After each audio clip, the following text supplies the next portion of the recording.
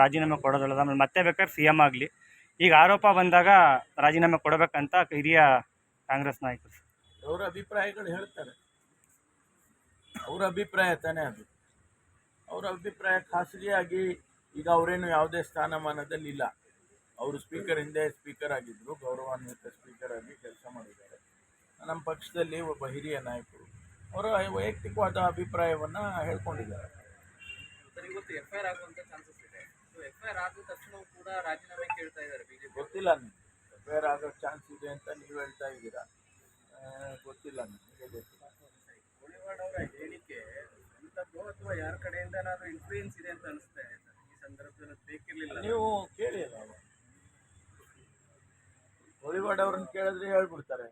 ಅಲ್ಲ ಸರ್, ಈಗ ನನ್ಗೆ ಯಾರೋ ಹೇಳ್ಕೊಟ್ಟಿದ್ರು, ನಾನು ಒಬ್ಬನೇ ಹೇಳ್ತಾ ಇದ್ದೀನಿ, ನಾನು ಒಂದು ಅಭಿಪ್ರಾಯ ಅಂತ ಹೇಳ್ತಾರೆ. ಈಗ ತೆರೆ ಬರೆಯಲ್ಲಿ ಇರ್ತಾವಲ್ಲ ಸರ್, ಸ್ನೇಹ, ವಿಶ್ವಾಸ, ಸಂಬಂಧ. ನಿಮ್ಮಲ್ಲಿ ಇನ್ವೆಸ್ಟಿಗೇಟಿವ್ ಜರ್ನಲಿಸಮ್ ಅಂತ ಇದೆ ಅಲ್ವಾ? ಸ್ವಲ್ಪ ಮಾಡಿ ಅಲ್ಲ, ನಿಮಗೆಲ್ಲ ಮಾಹಿತಿ ಸಿಕ್ಬಿಡ. ಮಾಡಿ ಹೇಳಿದ್ರೆ ನೀವು ಮತ್ತೆ ಒಪ್ಪಲ್ಲ, ಅದು ನೀವು ಹೇಳಿದ ಒಪ್ಪಲ್ಲ, ಅವ್ರೊಬ್ಬರೇ ನಾವು ಒಪ್ಪೋದು ಬಿಡೋದು ಬೇರೆ. ನೀವು ಇನ್ವೆಸ್ಟಿಗೇಟ್ ಮಾಡಿಬಿಟ್ರೆ ಆಯ್ತಲ್ಲ. ಜನಪ್ರತಿನಿಧಿ ನ್ಯಾಯಾಲಯದ ಆದೇಶದಲ್ಲಿ ಆಡಳಿತ ನಡೆಸೋರು ಧರ್ಮ ಪಾಲಿಸಬೇಕು, ಆಡಳಿತ ನಡೆಸೋರು ಧರ್ಮ ಪಾಲಿಸದೇ ಇದ್ದರೆ ರಾವಣ ರಾಜ್ಯ ಆಗುತ್ತೆ. ಈಗ ಚುನಾಯಿತ ಸರ್ಕಾರ ಇದೆ, ಸಿಎಂ ವಿರುದ್ಧ ಪ್ರಕರಣಗಳು ಧರ್ಮ ಪಾಲನೆ ಮಾಡಲಿ, ನೈತಿಕತೆ ಪಾಲನೆ ಮಾಡಲಿ ಅಂತ ಉಲ್ಲೇಖಿಸಿದ್ದಾರೆ ಜಡ್ಜ್ಮೆಂಟ್ ಅಲ್ಲಿ. ಬರೇ ಆಡಳಿತ ಮಾಡೋರು ಧರ್ಮ ಪಾಲಿಸಿದ್ರೆ ಆಗೋದಿಲ್ಲ. ಎಲ್ಲರೂ ಧರ್ಮ ಎಲ್ಲರಿಗೂ ಒಂದೇ ಅಲ್ವಾ?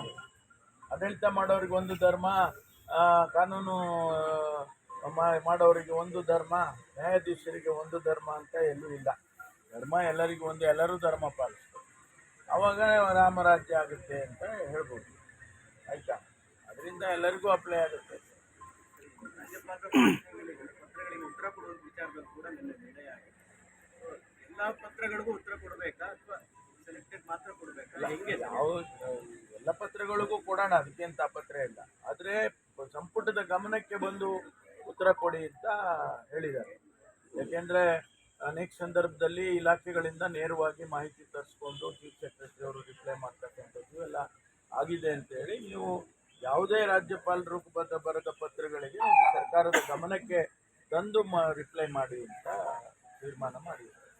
ಈಗ ನೀವು ಕ್ಯಾಬಿನೆಟ್ಗೆ ಬಂದೇ ಹೋದ್ರೆ ಕೂಡ ಎಲ್ಲರೂ ಅವ್ರು ಕೇಳಿದ ದಾಖಲೆಗಳೇನಿದ್ರೆ ಕೊಡಬೇಕಾಗುತ್ತಲ್ಲ ಸರ್? ಆ ರಿಸ್ಟ್ರಿಕ್ಷನ್ ಯಾಕೆ ಕ್ಯಾಬಿನೆಟ್ಗೆ ಬರಲೇಬೇಕು? ಹೌದು, ಗಮನಕ್ಕೆ ಎಲ್ಲರೂ ಸರ್ಕಾರದ ಗಮನಕ್ಕೆ, ಸರ್ಕಾರ ಅಂದ್ರೆ ಕ್ಯಾಬಿನೆಟ್, ಅದು ಗಮನಕ್ಕೆ ಬರಬೇಕಲ್ಲ. ಸರ್ಕಾರ ಎಲ್ಲೋ ಒಂದು ತೆರೆಮರೆಯಲ್ಲಿ ಯಾರ್ದೋ ಇನ್ಫಾರ್ಮೇಶನ್ ತಗೊಂಡು ಯಾರೋ ಕಳಿಸೋದು, ಯಾರೋ ಬರೆಯೋದು ಆಗೋದು ಬೇಡ. Let it be brought to the notice of the government. ಈಗ ಅವ್ರು ಕೇಳಿದಂತ ಅರ್ಕಾವತಿ ಅಥವಾ ಸಂಬಂಧಪಟ್ಟಿದ್ದು ಬೇರೆ ಬೇರೆ ಅದನ್ನೆಲ್ಲ ಹೇಗೆ ಕ್ಯಾಬಿನೆಟ್ ಕೊಡ್ತೀರಾ? ಎಲ್ಲ ಕ್ಯಾಬಿನೆಟ್ಟಿಗೆ ಬಂದ್ಮೇಲೆ ಕ್ಯಾಬಿನೆಟ್ ತೀರ್ಮಾನ ಮಾಡುತ್ತೆ. ಈ ಮಾಹಿತಿ ಅವ್ರಿಗೆ ಕೊಡೋದು ಅಗತ್ಯ ಇಲ್ಲ ಅಂದರೆ ಅಗತ್ಯ ಇಲ್ಲ, ಕೊಡೋದಿಲ್ಲ. ಇಲ್ಲ ಕೊಡಬೇಕು ಅಂತ ಹೇಳಿದ್ರೆ ಕೊಡ್ತೀವಿ. ಆ ತೀರ್ಮಾನ ಯಾರು ಮಾಡೋದು? ಚೀಫ್ ಸೆಕ್ರೆಟರಿ ಮಾಡೋದಲ್ಲ. ಚೀಫ್ ಸೆಕ್ರೆಟರಿ ಒಬ್ಬ ಅಧಿಕಾರಿ. ಅದಕ್ಕೋಸ್ಕರ ಚೀಫ್ ಸೆಕ್ರೆಟರಿ ಸರ್ಕಾರದ ಗಮನಕ್ಕೆ, ಮುಖ್ಯಮಂತ್ರಿಗಳ ಗಮನಕ್ಕೆ ತಂದು ಕೊಡಿ, ಅದನ್ನು ನಾವು ಬೇಡ ಅಂತ ಹೇಳೋದಿಲ್ಲ. MB ಪಾಟೀಲ್ರ ವಿಚಾರದಲ್ಲೂ ಕೂಡ ವರದಿ ಕೇಳಿದ್ದಾರೆ. MB ಪಾಟೀಲ್ ಸುದ್ದಿಗೋಷ್ಠಿ ಹೇಳ್ತಾರೆ, ಏನು ಇಲ್ಲ ಅಂದ್ರೆ ನಿಯಮ ಪ್ರಕಾರ ಮಾಡಿದ್ವಿ ಅಂಥದ್ದು ಉತ್ತರ ಕೊಡೋಕ್ಕೂ ಕೊಡ್ತಾರೆ. ಎಲ್ಲದು ಅಂದಮೇಲೆ MB ಪಾಟೀಲ್ ಒಂದೇ ಸಪ್ರೇಟ್ ಆಗಲ್ಲ. ಎಲ್ಲರದ್ದು ಕೂಡ ಯಾವುದೇ ವಿಚಾರ ಬಂದರೂ ಬರೀ MB ಪಾಟೀಲು ಇಲಾಖೆಗೆ ಸಂಬಂಧಪಟ್ಟಿದ್ದಲ್ಲ, ಯಾವುದೇ ಇಲಾಖೆಗೆ ಬಂದು ಮಾಹಿತಿಯನ್ನು ಕೊಡುವಾಗ ನೀವು ಕ್ಯಾಬಿನೆಟ್ ಗಮನಕ್ಕೆ ತಂದು ಕೊಡಿ. ಅವಾಗೇನಾಗುತ್ತೆ, ಚೀಫ್ ಸೆಕ್ರೆಟರಿ ಮೇಲೆ ವಾಪಸ್ ಬರೋದಿಲ್ಲ, ಸರ್ಕಾರ ಹೊಣೆ ಹೊರುತ್ತೆ. ಅದಕ್ಕೋಸ್ಕರ ಆ ಥರ ಮಾಡಿ. ಬಿಜೆಪಿಯ ಹೋರಾಟ ಮತ್ತೆ ತೀವ್ರ ಮಾಡ್ತಾ ಇದ್ದಾರೆ. ಮಾಡಲಿ ಅಲ್ಲ, ಅವ್ರು ಮಾಡೋದು ಅವ್ರು ಮಾಡ್ತಾರೆ. ವಿರೋಧ ಪಕ್ಷ ಆಗಿ ಅವ್ರು ಮಾಡಲೇಬೇಕು, ಅದನ್ನು ಮಾಡ್ತಾರೆ. ಅದನ್ನೇ ಅವರು ಶುರುವಿನಿಂದನೂ ಕೇಳ್ತಾ ಇದ್ದಾರೆ. ಇದೇನು ಹೊಸದೇನಲ್ವ. ಈಗ ಸ್ವಲ್ಪ ಜಾಸ್ತಿ ಮಾಡಿರ್ಬೋದು ಸ್ಪೀಡು, ಆಕ್ಸಿಲರೇಟರ್ ಒತ್ತಿದ್ದಾರೆ ಸ್ವಲ್ಪ.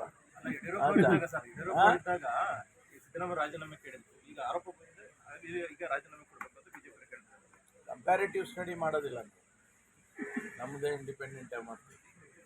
ಹೋರಾಟಕ್ಕೆ ನೀವೇ ಡೆಲ್ಲಿ ಪೊಲೀಸ್ ಆ್ಯಕ್ಟ್ ಅಡಿಯಲ್ಲಿ CBIಗೆ ಇನ್ವೆಸ್ಟಿಗೇಷನ್ ಮಾಡೋದಕ್ಕೆ ಅವಕಾಶ ಇದೆ.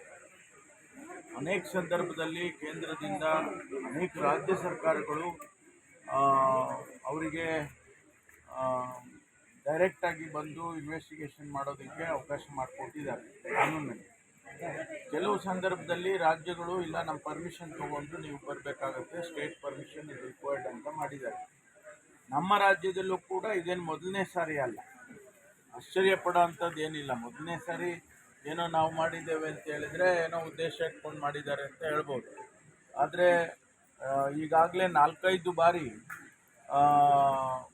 CBIನವರಿಗೆ ನೀವು ಡೈರೆಕ್ಟಾಗಿ ಇನ್ವೆಸ್ಟಿಗೇಷನ್ ಮಾಡಬಾರ್ದು, ನಮ್ಮ ಪರ್ಮಿಷನ್ ತೊಗೊಂಡು ಮಾಡಬೇಕು ಅಂತ ಹೇಳಿರೋದನ್ನು ಈ ತೀರ್ಮಾನವನ್ನು ಮಾಡಿದ್ದಾರೆ. ಅದಾದಮೇಲೆ ಕೆಲವು ಸಂದರ್ಭದಲ್ಲಿ ಇಲ್ಲ ನೀವು ಬರ್ಬೋದು, ನೀವು ಏನು ಪರ್ಮಿಷನ್ ಬೇಕಾಗಿಲ್ಲ ಅಂತ ಹೇಳಿ ಕೂಡ ಮಾಡಿದ್ದಾರೆ. ಹಿಂದಿನ ಸರ್ಕಾರ ಆ ರೀತಿ ಮಾಡಿಕೊಂಡಿತ್ತು. ನಾವು ರಾಜ್ಯ ಸರ್ಕಾರ ಈಗ ಇರ್ತಕ್ಕಂಥ ಸಂದರ್ಭದಲ್ಲಿ ಅನೇಕ ಕೇಸ್ಗಳಲ್ಲಿ ಅವರು ಬಂದು ರಾಜ್ಯ ಸರ್ಕಾರದ ಗಮನಕ್ಕೆ ಬಾರದೆ, ರಾಜ್ಯ ಸರ್ಕಾರಕ್ಕೆ ಯಾವುದೇ ಮಾಹಿತಿಯನ್ನು ಕೂಡ ಕೊಡದೆ ಅವರು ಇನ್ವೆಸ್ಟಿಗೇಷನ್ ಮಾಡೋದು ಸರಿ ಇಲ್ಲ ಅಂತೇಳಿ ನಾವು ಆ ರೀತಿ ತೀರ್ಮಾನ ತಗೊಂಡಿದ್ದೇವೆ. ಈ ಸಂದರ್ಭದಲ್ಲಿ ಸಿದ್ದರಾಮಯ್ಯ ಮೇಲೆ ಆರೋಪ ಸರಿ ಇಲ್ಲದೆ ಇರ್ಬೋದು, ಆದರೆ ನಾವು ತಗೊಂಡಿರ್ತಕ್ಕಂಥ ತೀರ್ಮಾನ ಬರೀ ಸಿದ್ದರಾಮಯ್ಯನವರನ್ನ ಮುಂದೆ ಇಟ್ಕೊಂಡು ಮಾಡಿರುವಂಥದ್ದಲ್ಲ. ಇದು ಅಫಿಷಿಯಲ್ಸ್ಗೆ ಅಪ್ಲೈ ಆಗುತ್ತೆ, ಆಮೇಲಿಂದ ಜನಪ್ರತಿನಿಧಿಗಳಿಗೆ ಅಪ್ಲೈ ಆಗುತ್ತೆ. ಅದಕ್ಕೋಸ್ಕರ ಅದನ್ನು ಆ ತೀರ್ಮಾನವನ್ನು ತಗೊಂಡಿದ್ದೇವೆ, not in the interest of Siddaramaiah. Sir, ಇನ್ನೊಂದು, ಈ ರಾಜಭವನದಿಂದಲೇ ಮಾಹಿತಿ ಸೋರಿಕೆ ಆಗ್ತಿದೆ ಅನ್ನುವಂಥದ್ದು ಲೋಕಾಯುಕ್ತರು ಅನುಮಾನ ವ್ಯಕ್ತಪಡಿಸಿದ್ದಾರೆ. ಲೋಕಾಯುಕ್ತ ಐಜ್ವಾಲ್ ಅವರು ಅಲೋಕ್ ಮೋಹನ್ಗೂ ಪತ್ರ ಹೊರಟಿದ್ದಾರೆ. ರಾಜಭವನ ಸಚಿವಾಲಯದಿಂದ ಲೀಕ್ ಆಗಿರೋ ಸಾಧ್ಯತೆಗಳಿದ್ದಾವೆ, ಅವ್ರ ವಿರುದ್ಧ ತನಿಖೆ ಮಾಡಲಿಕ್ಕೆ ಅನುಮತಿ ಕೇಳಿ ಲೆಟರ್ ಬಂದಿದೆ ಸರ್. ಇಲ್ಲ, ರಾಜಭವನದಲ್ಲಿ ಲೀಕ್ ಆಗ್ತದೆ ಅಂತ ಅಂದರೆ ರಾಜಭವನದವರೇ ಜವಾಬ್ದಾರಿ ಅಲ್ವಾ? ನಾವು ಹೆಂಗೆ ಜವಾಬ್ದಾರಿ ಆಗ್ತೀವಿ? ಆ ಕಾಂಪೌಂಡ್ ಒಳಗಡೆ ಯಾರೂ ಹೋಗೋಕ್ಕೂ ಸಾಧ್ಯ ಇಲ್ಲ. ಅಂಥದ್ರಲ್ಲಿ ಅಷ್ಟೊಂದು ನಾವು ಹೈ ಸೆಕ್ಯೂರಿಟಿ ಝೋನ್ ಅಂತ ಮಾಡಿದ್ದೀವಿ. ಅಲ್ಲಿ ಲೀಕ್ ಆಗ್ತದೆ ಅಂದರೆ ಅವರೇ ಯಾರೋ ಮಾಡಿರ್ತಾರೆ, ಬೇರೆಯವ್ರು ಮಾಡೋದಕ್ಕೆ ಸಾಧ್ಯ ಇಲ್ಲ. ಹಾಗಾಗಿ ಅದು ಅವರ ಜವಾಬ್ದಾರಿ. ಅದನ್ನು ಇನ್ವೆಸ್ಟಿಗೇಷನ್ ಮಾಡಬೇಕು ಅಂತಂದರೆ ರಾಜ್ಯ ಸರ್ಕಾರಕ್ಕೆ ಇನ್ವೆಸ್ಟಿಗೇಷನ್ ನಾವು ಮಾಡ್ತೀವಿ. ರಾಜಭವನದಿಂದಂದರೆ ಅನೇಕ ಪತ್ರಗಳು ಬರ್ತಾ ಇದೆ. ಅದ್ರ ಜೊತೆಗೆ ಈ ಪತ್ರನೂ ನೀವು ಇನ್ವೆಸ್ಟಿಗೇಷನ್ ಮಾಡಿ ಅಂತ ನಮ್ಗೆ ಬರೆದ್ರೆ ನಾವು ಮಾಡ್ತೀವಿ. SIT ಅವರು ಅನುಮತಿ ಕೋರಿದ್ದಾರೆ ಸರ್, ತನಿಖೆ ಮಾಡಿಸ್ಬೇಕು ರಾಜ್ಯಪಾಲ ಸಚಿವಾಲಯ ಇದೆ. ಯಾಕಂದ್ರೆ ನಮ್ಮ ಆಂತರಿಕ ತನಿಖೆಯಲ್ಲಿ SIT ಇಂದ ಲೀಕ್ ಆಗಿಲ್ಲ. ಇದು ಗವರ್ನರ್ ಆಫೀಸಲ್ಲಿ 8 ತಿಂಗಳು ಪೆಂಡಿಂಗ್ ಇತ್ತು ಫೈಲು, ಅಲ್ಲಿ ಲೀಕ್ ಆಗಿರ್ಬೋದು. ಹಾಗಾಗಿ ಪರ್ಮಿಷನ್ ಕೊಡಿ ಅಂತೇಳಿ ಅದು ಕೊಡಬೇಕಲ್ಲ, ಗವರ್ನರೇ ಕೊಡಬೇಕು.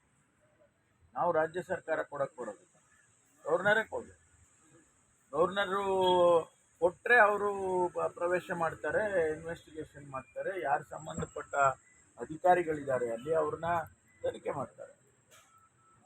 ಅದು ರಾಜಭವನಕ್ಕೂ ಲೋಕಾಯುಕ್ತಕ್ಕೂ ಬಿಟ್ಟಿರೋದು, ನಮಗೆ ಮಧ್ಯ ಪ್ರವೇಶ ಮಾಡೋಕ್ಕಾಗಲ್ಲ. ಸರ್, ಕೋಳಿವಾಡ ಅವರ ವಿಚಾರ ಸರ್.